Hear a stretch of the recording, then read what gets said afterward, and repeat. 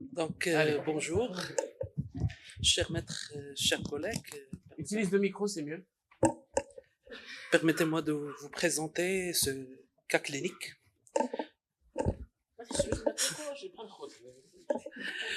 Intitulé Vision brouillée, diagnostic flou et le bilan reste muet. Donc, on commence. C'est une femme âgée de 42 ans, sans antécédents pathologiques particuliers, admise pour une baisse de l'acuité visuelle, rétrécissement du champ visuel d'installation. Il y a un problème. C'est flou. C'est problème en plus, donc ça fait 4. Ah, oh, كمل. عندنا كمل. Non, Ça passe pas ici. ça passe pas la diaporama.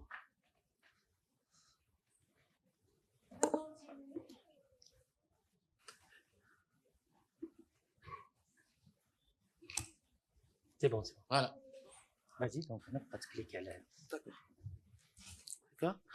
Donc, l'histoire de la maladie remonte à 7 jours de son admission par l'installation aiguë, une baisse de l'acuité visuelle, rétrécissement du champ visuel de l'œil gauche, avec notion de douleur à la mobilisation oculaire, sans autres signes associés, le tout évoluant dans un contexte d'apyrexie et conservation de l'état général. Donc, l'examen neurologique était sans particularité. L'examen ophtalmo montrait une acuité visuelle diminuée de l'œil gauche, 5 dixièmes, avec un Marcus gain positif. Le fond d'œil montre un œdème papillaire, stade 2. Le champ visuel, à l'œil gauche, un déficit important, avec des scotums en périphérie du champ inférieur. Bon, le reste de l'examen somatique est sans particularité. Non, pardon. Donc, je passe directement à l'IRM ou à la discussion.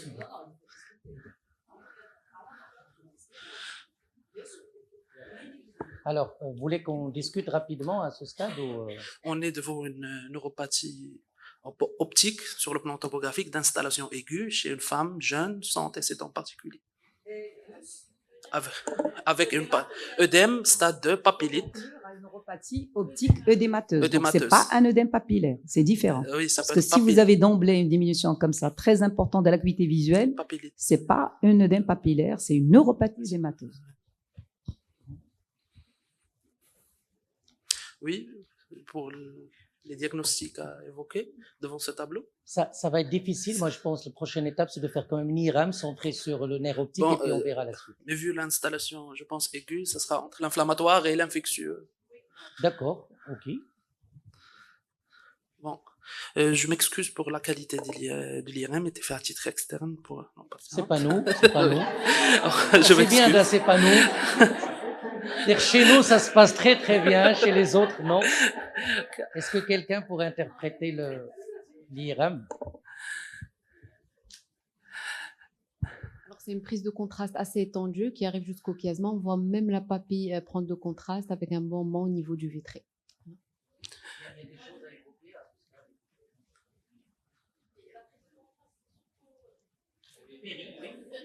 Ouais.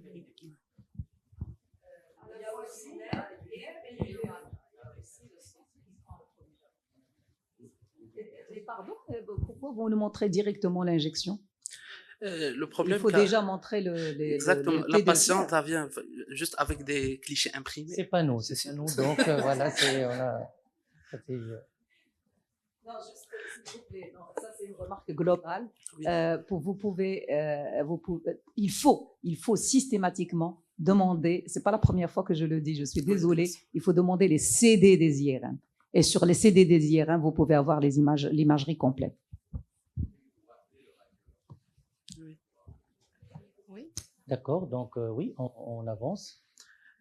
Donc, exactement, on a une tuméfaction du nerf optique gauche dans son segment intraorbitaire, avec il est en pierre signal, avec rehaussement de rehaussement après injection de produit de contraste,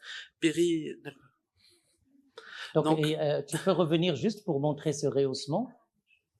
C'est vrai qu'il y a un aspect un petit peu de rehaussement plus de la gaine avec un aspect quelque part de rail comme ça. C'est bien de le voir sur une coupe coronale injectée. Oui. Et peut-être même le muscle oculomoteur qui est adjacent, il est un peu tuméfié. Oui, donc, c'est vrai.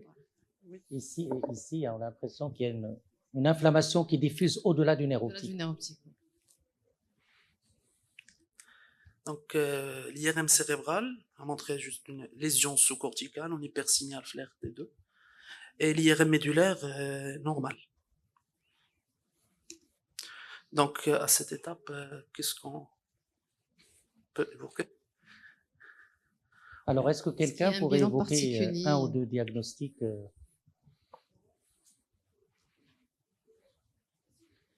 Je pense qu'hypothèse inflammatoire, NMO, MOGAD.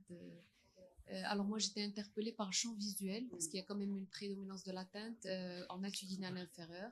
Bon, c'est pas très spécifique du vasculaire, mais voilà, c'est un champ visuel qui dérange quand même. Je pense en haut, oui.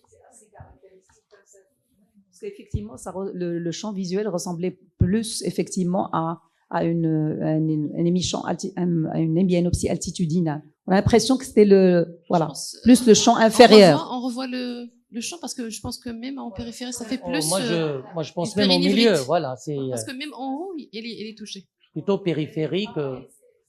Mais c'est vrai que le cadran inférieur. Ici, Oui, j'ai l'impression que c'est tout. Mais bon, ok. D'accord, donc on a dit MOG, peut-être MOG plus que à Avec QT4. l'œdème La papillaire. péri, l'inflammation autour. Est-ce qu'on peut éliminer les étiologies infectieuses ici? Non? Non? Là, bien sûr, là, c'est vraiment le raisonnement devant une neuropathie optique. Avant, effectivement, les diagnostics étiologiques neurologiques, il y a bien sûr la pathologie infectieuse, il y a plein de diagnostics, diagnostics différentiels. Est-ce qu'il y a un bilan particulier à demander quand on évoque l'infectieux? Syphilis?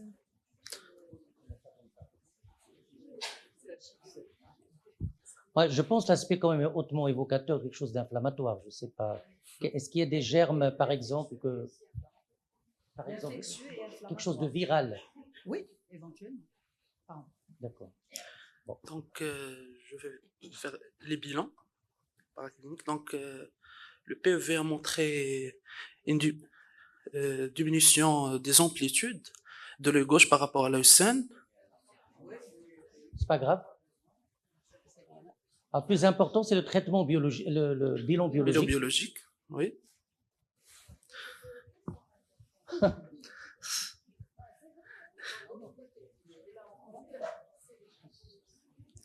Donc, pour les PEV, on a montré une diminution des l'amplitude de l'œil gauche par rapport à l'œil sain avec une paissant normale, non allongée. Le bilan biologique, l'LCR a montré une protéinorachie normale, glucoachie normale, cytologie moins de 3 éléments, les sérologies négatives. Bilan immunologique, les anti-MOC, anti-AQP4 négatifs, les AN négatifs, anti-DNA négatifs, SSA, SSB négatifs, CNK, PNK négatifs. On a même fait le dosage de CA dans le sang LCR négatif.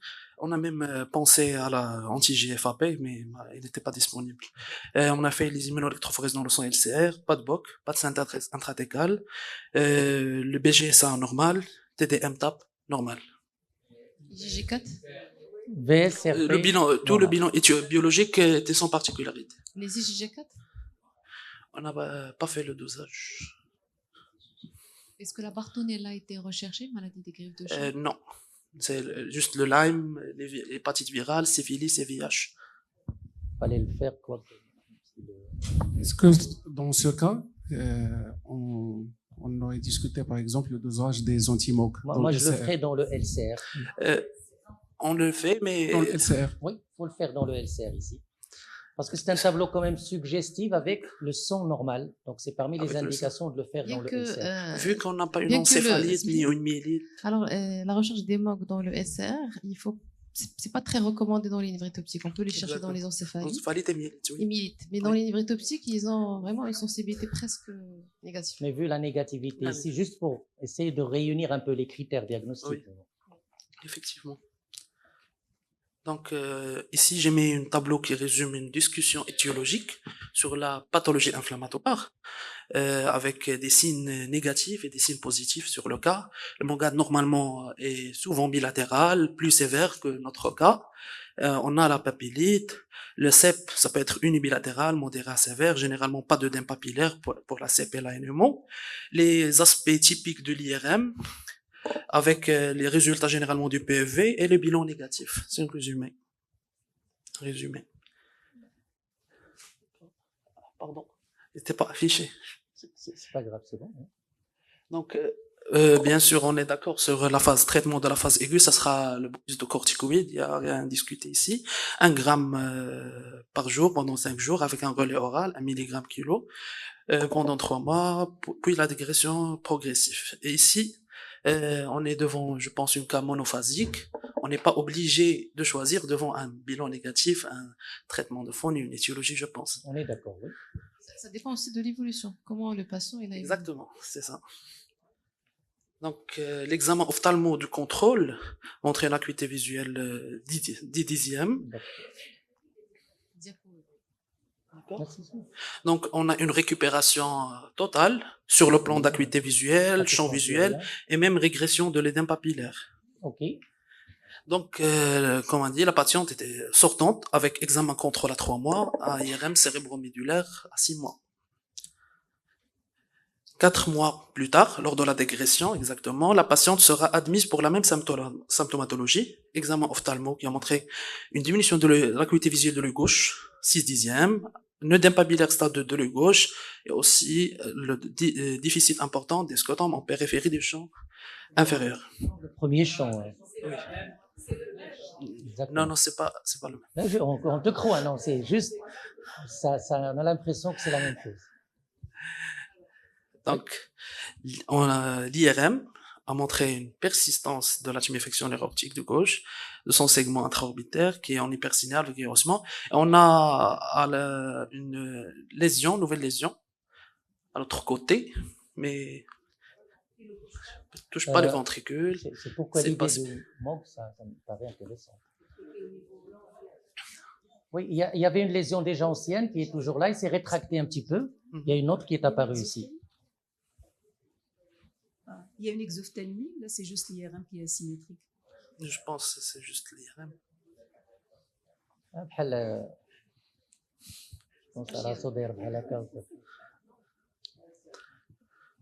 Donc, cette étape, qu'est-ce qu'on peut faire? Normalement, il faut refaire le bilan, peut-être. Exactement, aussi, on a refait le bilan. Il y a quelque chose qui doit quand même attirer l'attention. On est dans une névrite optique unilatérale et il refait une récidive sur le même œil. Oui. C'est un peu aussi pour quelque chose. Il faut aussi des diagnostics différentiels, hein, en particulier la pathologie tumorale du nerf optique. Mais il ne va pas évoluer même par si ça, généralement, mais voilà. Il faut quand même, le doute doit rester, hein, parce qu'on est sur le même nerf. C'est un peu très particulier. Oui. Il y a une amélioration complète. Il y a une neuropathie inflammatoire à rechute. Mais en général, ce sont des anti-MOG. Oui, on peut avancer. Donc, tout est négatif. Ici, les ANA sont mouchetés, mais les autres anticorps négatifs. Oui, on avance. Donc, la patiente a reçu encore une fois 5 jours de bolus avec une amélioration spectaculaire. Donc, maintenant, je pense qu'on est obligé de choisir un diagnostic et un traitement de fond. Pour moi, mogopathie en premier. Peut-être que la sérologie, elle est séronégative pour le moment. Pourquoi le LCR aurait été bien dans ce cas? J'ai fait, pour la deuxième poussée, on a fait le dosage dans le sang et le LCR. Négatif. Technique fixé, CBA fixé, sur des cellules fixées. Il y a une question du professeur Birouk. Où vous avez fait la recherche d'anti-MOG, la technique? Elle a été faite dans quel laboratoire? Elle a été faite à titre externe et au laboratoire d'immunologie au CHU de Marrakech. Marrakech. Externe, fin. Externe. Dans quel laboratoire? Oui, c'était. Mais où? Serban. À l'étranger? Oui, à l'étranger, Serban. Non, je pense qu'elle était sous-traitée. C'est ça. Sous-traitée Serban, c'était les résultats du Serban. Si vous permettez, notre laboratoire au CHU, au Centre hospitalier universitaire, le laboratoire d'immunologie, ils ont un projet d'étude des anticorps anti-MOG et anti-NMO. Donc on n'a pas de problème, on les fait pour tous les patients. Mais chez ces patients, on a douté, on a fait le prélèvement à l'hôpital et à titre externe. Voilà, effectivement, c'est revenu négatif dans le sang. Et la technique, c'est CELBEST-SC sur des cellules fixées. Il ne suffit pas de technique. Il y a une expertise quand même un peu compliquée. Mais bon, une autre discussion.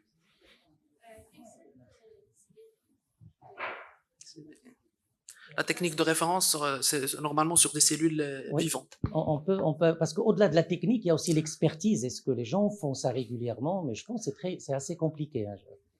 Mais bon, on peut avancer, oui. Donc, maintenant, pardon, c'est bloqué. Faut cliquer. Ouais, c'est pas grave. Tu peux nous dire oralement comment ça a été. Bon, l'évolution a été très bonne. L'évolution, oui, était très bonne, mais comme on a Vas-y. un autre diagnostic, on a évoqué, c'est le crayon. Devant les éléments positifs que je vais citer, c'est syndromique, mais on a quand même, il est souvent unilatéral, modéré, on a l'œdème papillaire, on a absence de signes typiques en faveur à l'IRM, en faveur d'une telle ou telle pathologie inflammatoire, les AQP4, les MOG négatifs à 2 reprises, et aussi une bonne réponse aux corticoïdes avec des rechutes et une corticodépendance. Le crayon, c'est pas un diagnostic, c'est un syndrome. Oui, bien sûr, c'est un diagnostic. Exactement.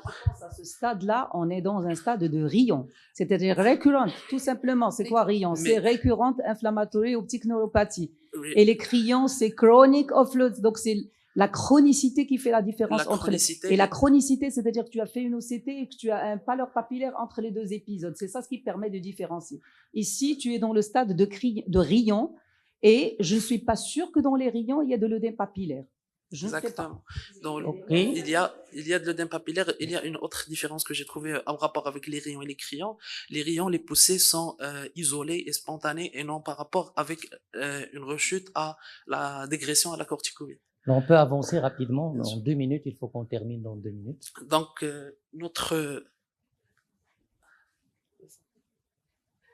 comme j'ai dit, c'est le résumé que j'ai dit. Donc, notre diagnostic retenu, c'est les crayons. On a mis le patient sous traitement azatioprine, mais la patiente a présenté une intolérance hépatique.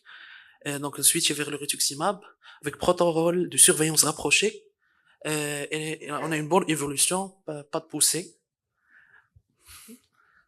Très bien. Donc, voilà. Donc, finalement, le diagnostic, c'était une atteinte inflammatoire récurrente.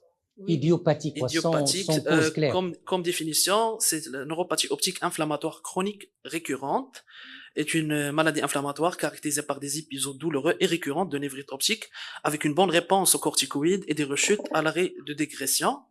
Les critères proposés pour le crayon, un épisode de névrite optique et au moins une rechute.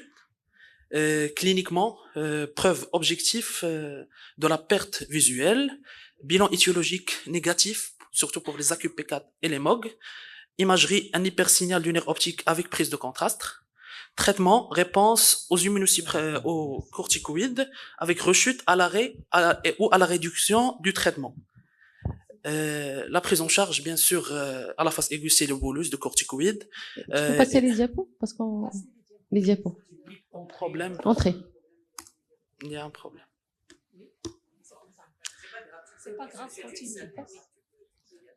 Oui, donc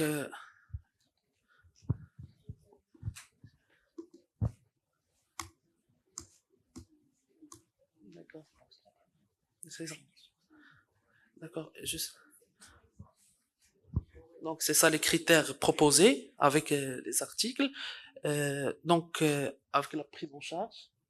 Donc, en conclusion, l'orientation étiologique devant une névrite optique avec un bilan négatif est une situation fréquente qui continue pourtant à soulever des véritables questions.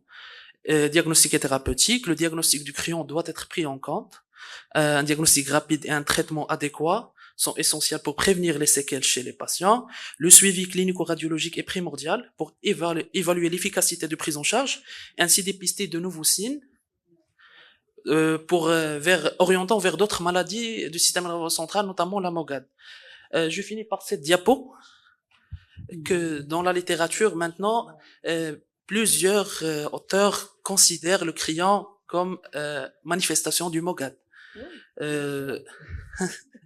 Mais on n'a pas la notion de MOGAD séronégative. Je pense que c'est On a- un concept qui n'est pratiquement plus. Moi, j'avais posé la question lors d'une conférence de neuro-ophtalmologie sur justement le concept rayon-crayon. Est-ce qu'il continue? Parce que quand même ça, c'était avant les MOGAD et les NMO. C'est pour ça. On les considérait comme des névritiques récidivantes et on n'avait pas encore les anticorps. Et c'est pour ça que on les avait classés comme ça.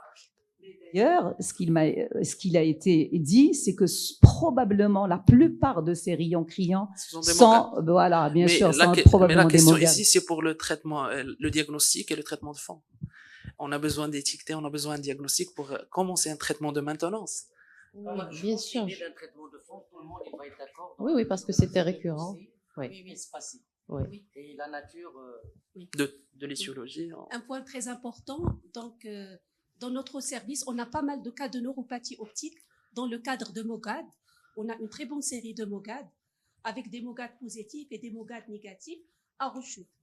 Donc, dans ce cas, sur le plan surtout IRM, radiologique, c'est vraiment typique.